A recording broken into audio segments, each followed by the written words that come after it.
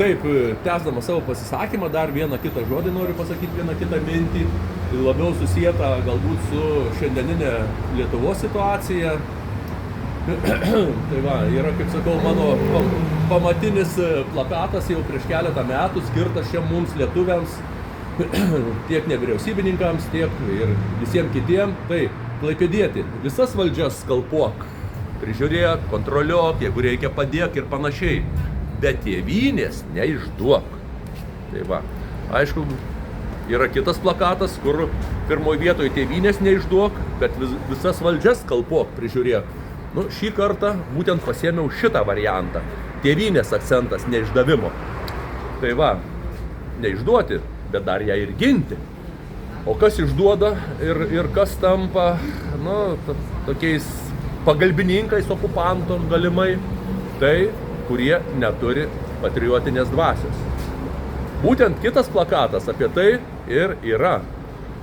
Tai vienas iš naujesnių, kuriame aiškiai pasakyta, kas gins tėvynę, kai patriotizmą pakišome po kilimu. Čia yra iš Vakaro žinių publikacijos straipsnio antraštė. Straipsnis yra paruoštas pagal pulkininko leitenanto Šaulių naujojo vado Lino Idzelio kalbą, man atrodo, Kalvarijose. Tai va, o aš dar tik savo priedą pridėjau, kad liko tik popierinis pilietiškumas. Ir tai aš nebe pagrindo teigiu, kad tik tai toks, nes jeigu atkreipsite dėmesį ir iš radijo eterių, ir iš politikų pasisakymų, dingo žodis tautiškumo ugdymas, patriotizmas, dingo iš mokyklų programų ugdyti jaunąjį pilietį patriotų. Liko tik pilietiškumo skatinimas, pilietiškumas, tam skiriama milijonai. Tai va, ir šitą visą pamatė naujasis Idzelis, naujasis Šaulių vadas. Kada pradėjo lankytis mokyklose, ogi jis išgirdo, kad netgi moksleiviai nebegėda Lietuvos himno. Tai kas iš jų išaugs? Kokie Lietuvos patriotai, kokie gynėjai? Na, nežinau, jeigu toliau tai bus, nu tikiuosi, nauja valdžia, gal keisis požiūris, gal supratimas atsiras. Yra ypatingas pavyzdys Ukrainoje, tai Azovo pulkas ar batalionas, kaip vadinti. Tai va, jie buvo ugdomi, reiškia jau savo tėvų, savo senelių, patriotais Ukrainos.